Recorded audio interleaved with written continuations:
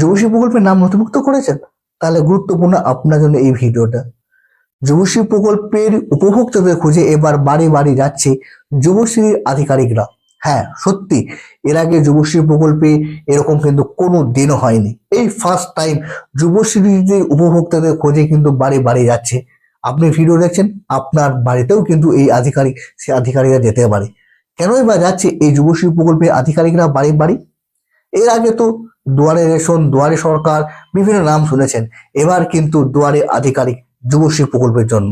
হ্যাঁ, যুবশ্রী প্রকল্পে যদি আপনি নাম রেজিস্ট্রেশন করেছেন, তাহলে এই আধিকারিক আপনার বাড়িতেও যেতে পারে। কেনই বা যাচ্ছে?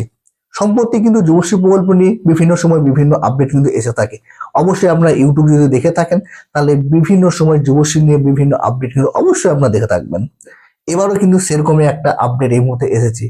যুবশ্রী প্রকল্পে যুবশ্রীদের উপভোক্তাদের খোঁজ করার জন্য কিন্তু বাড়ি বাড়ি যাচ্ছে আপনার এই যে আধিকারিক, সেই আধিকারিকরা।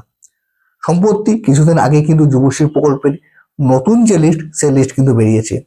বিশেষ করে এই আপডেটটা কিন্তু ঝাড়গ্রামের জন্য। আমি একটি আপনার প্রতিবেদন বা একটা আপনার পেপারে কাটিং কিন্তু অপরে লাগিয়ে দিয়েছি, দেখুন, আনন্দবাজার পত্রিকা। সেখানে কি লেখা আছে দেখুন, যুবশ্রীতে নতুন নাম, উপভোক্তাদের খোঁজে দুয়ারে আধিকারিক।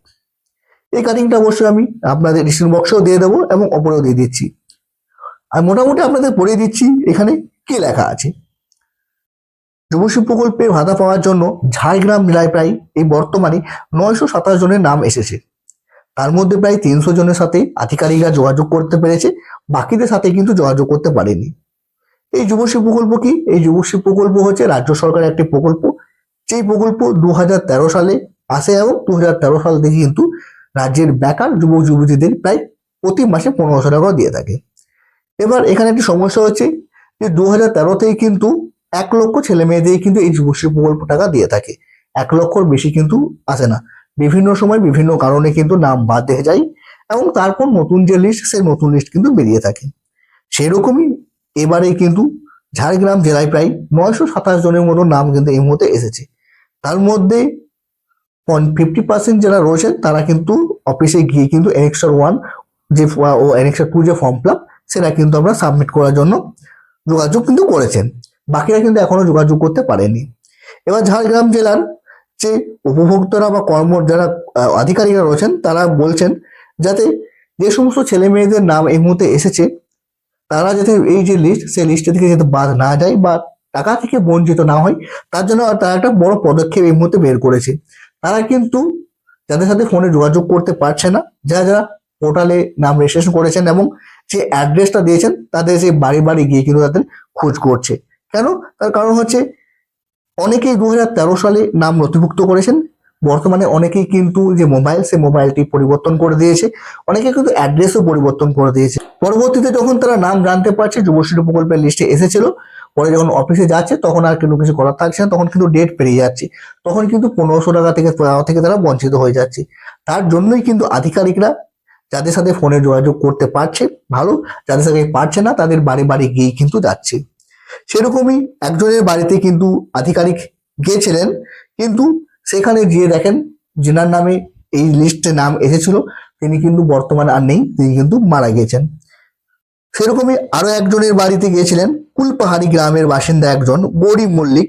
তেনার বাড়িতেও যান এবং তিনি 12 বছর আগে কিন্তু এই প্রকল্পে নাম নথিভুক্ত করেছিলেন এবং তেনার ওনার বিবাহ হয়েছিল এবং বাচ্চাও আছে। পরবর্তীতে তেনার স্বামীও মারা যান এবং পরবর্তীতে সে বাবার বাড়িতে থাকে এবং তার সাথেও যোগাযোগ করেও কিন্তু তার এনেক্সার 2 যে ফর্ম, সেটা কিন্তু ফিল আপ করিয়ে দেয় আধিকারিকরা। এই জেলায় প্রায় আপনার 64,423 জনের মতো নাম রয়েছে টোটাল এই যে এমপ্লয়মেন্ট ব্যাংক সেখানে, এবং তার মধ্যে প্রায় 2,240 জনের মতো ছেলে মেয়ে কিন্তু আপনার এই মুহূর্তে যে টাকা, সে টাকাটা কিন্তু পাচ্ছে। আধিকারিকরা চাইছেন সবাই যাতে টাকাটা পায়, তার জন্যই কিন্তু সবারই বাড়ি বাড়ি যাচ্ছে এবং সবারই সাথে যোগাযোগ করছে। এই যে যুবশ্রী প্রকল্পের নামটা কিভাবে আসে বা লিস্টটা কিভাবে তৈরি করা হয়, প্রথম দিকে কিন্তু বিশেষ একটা সফটওয়্যারের মাধ্যমে কিন্তু প্রথমে যারা আবেদন করেছিল তাদের নাম কিন্তু আনা হতো। পরবর্তীতে সেটাকে আপডেট করা হয় এবং সময়, টাইম, সেকেন্ড হিসেবে ধরা হয়।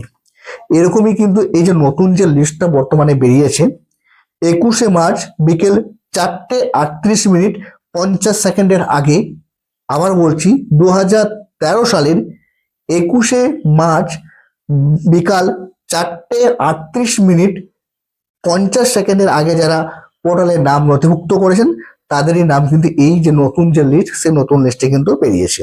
এই মুহূর্তে যে আপডেট, সেই আপডেটটি ছিল বা যে প্রতিবেদন এই মুহূর্তে বেরিয়েছে সেটার মধ্যে কিন্তু এটা ছিল। মানে মূল কথা হচ্ছে আধিকারিকরা চাইছেন যাদের নাম আসছে তাদেরকে খুঁজে খুঁজে বের করা হোক এবং তাদের প্রাপ্য যে ভাতা বা টাকা সেটা কিন্তু তাদেরকে দেওয়া হোক। সত্যি যুবশ্রী প্রকল্পের অনেকদিন পরে একটা ভালো একটা আপডেট বা ভালো একটা খবর বা ভালো একটা পদক্ষেপ কিন্তু বলতে পারেন। আজকে একটি আপডেট ছিল, যে আপডেটটি আপনাদের সাথে শেয়ার করলাম। এই আপডেটটি অবশ্যই আপনি এই ভিডিওটা আপনাদের ফ্যামিলি, আপনাদের বন্ধুদের সাথে শেয়ার করবেন। কেউ যদি যুবশ্রী প্রকল্পের নাম নথিভুক্ত করেছে এবং তার কাছে কিন্তু এই আপডেটটি পৌঁছানো খুবই ইম্পর্টেন্ট, খুবই দরকার। এই ভিডিওটার মারফতে কেউ যদি নতুন যে লিস্টে নাম এসছে এবং সেই লিস্টে নাম যদি খুঁজে বের করতে পারে এবং যুবশ্রী ভাতার জন্য অ্যাপ্লিকেশন করতে পারে, তাহলে এই ভিডিও তার জন্য অনেক উপকার লাগতে পারে। তো অবশ্যই ভিডিওটা একটা শেয়ার